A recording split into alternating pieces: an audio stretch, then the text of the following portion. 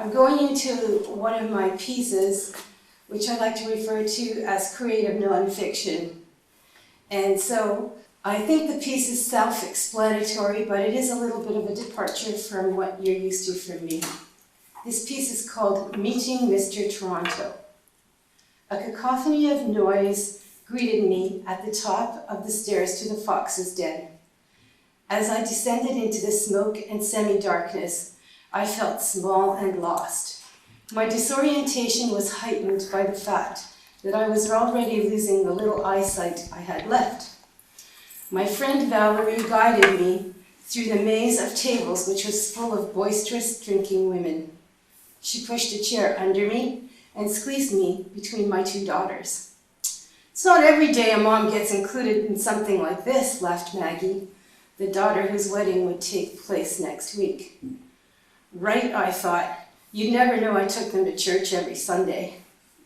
A Singapore sling for my mom, I heard my other daughter Karen's voice ordering.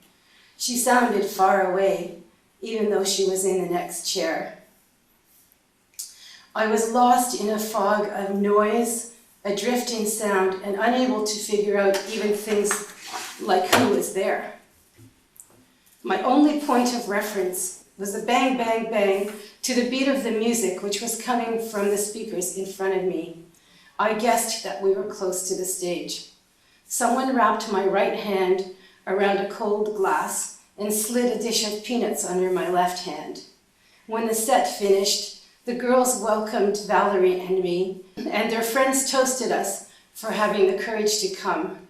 You'd never get my mom out to a place like this, one of them giggled. Right again, I lamented inwardly. She still has her sense of Christian propriety. What was I thinking? And Valerie, how could she let my daughters talk me into this? Two overweight, married 50-year-olds, and one of them blind to boot. We must be out of our minds going to a male strip club. What possible good was there to be found in a place like this? We'll stay for the next set, I said to the group, and then we'll be moving along. Don't be such a party pooper, Mom, said Karen. You might end up enjoying yourselves. Besides, you and Valerie have to stay for our special cake.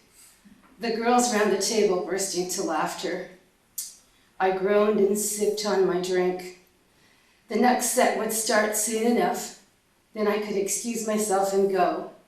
I wasn't sure where, just go anywhere but here. The music started again. I relaxed a little and let the sound wash over me. Suddenly, Karen pushed her chair away, and the table was moved to make room for another girl, I supposed. Someone else filled the space. I could sense movement. I could feel the hair brushing gently against my bare upper arm. It's all right, said Maggie. We got a surprise for you. Before I could register what had happened, someone was dancing right in front of me. I cautiously reached out my hand to try to figure it out.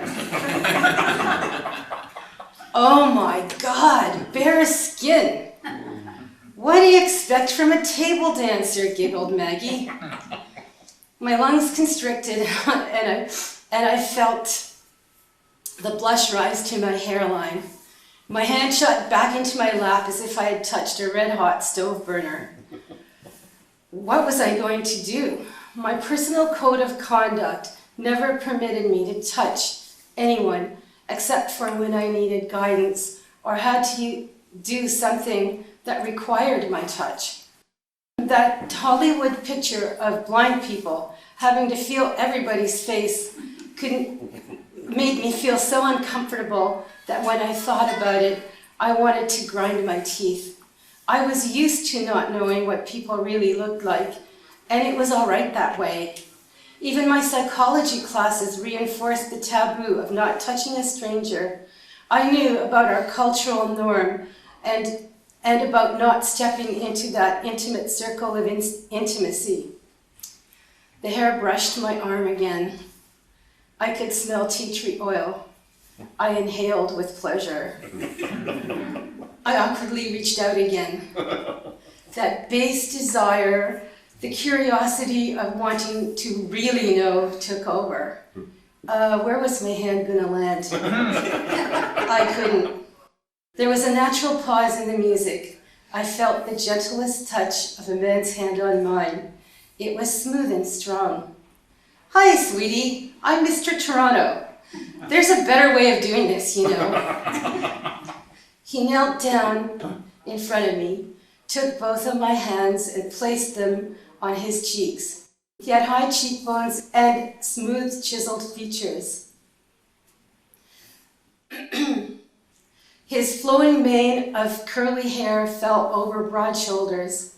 I could just make out its dark contrast against his white skin. My blush deepened. My daughters giggled harder. With the grace and fluidity of movement that only the experienced dancer can possess, Mr. Toronto guided his hands over his body as he danced.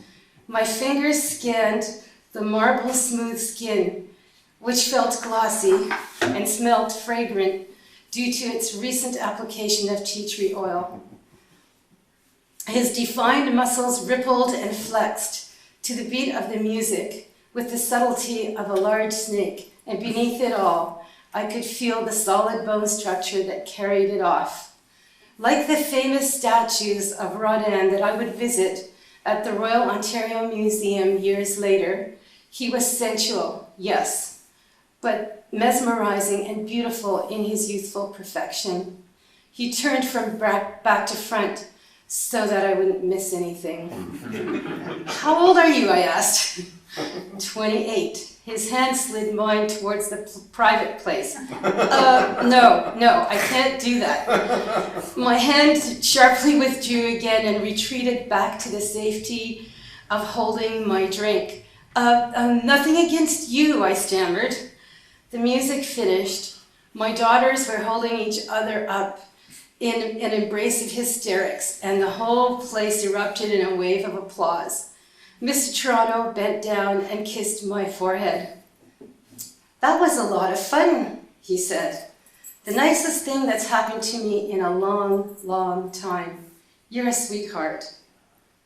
Well, what do you say? Asked Karen when he walked away. He's not like your dad at all. Thank you.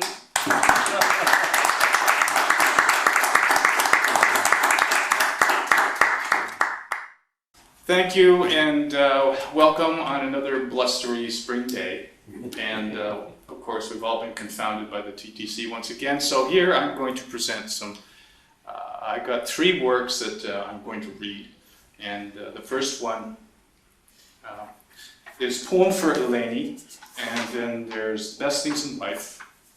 And the last one is The Great Right Way. Poem for Eleni. 3 beads of water, they drop from the sky. 2 fall together, 1 falls nearby. Each takes its path down the mountainside. Gathering dust brown and gray, harvesting soil along the way, as gifts to share far below. 2 drops soon, side by side. Contented in their joyful ride, a little trickle they become. In due time their paths do meet, another trough, so pure, so sweet. And nature joins them to her cause. From brook to stream, through banks of heather, down cataracts they leap together, and carve the rock to gorges deep. To valleys green they carry seeds, to feed insects, birds, and trees.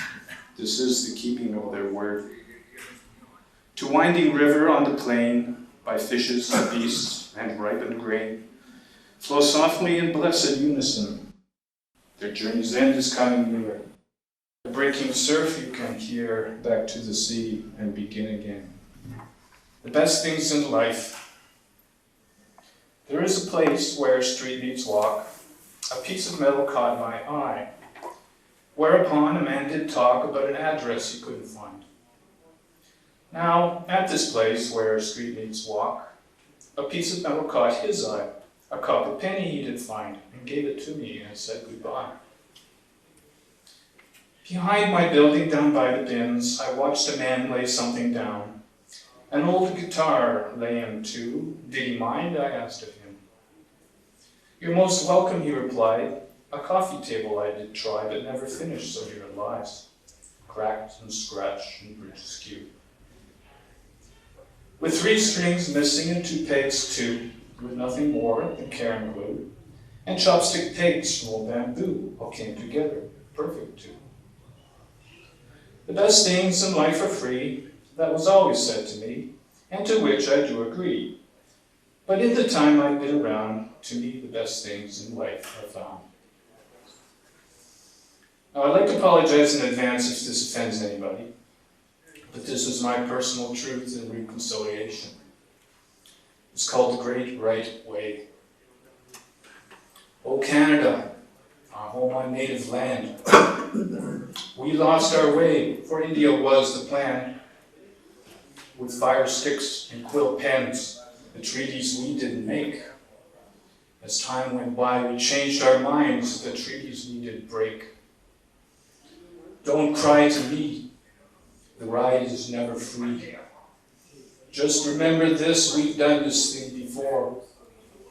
Just remember this, we'll do this thing once more. Oh, by the way, in case you didn't know, it's the Great Right Way. We do it to our own.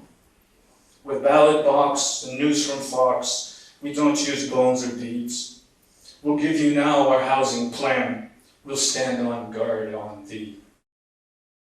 So why complain? We'll show you who to blame. Trust me on this. We've done this thing before. Trust me on this. We'll do this thing once more. Thank you.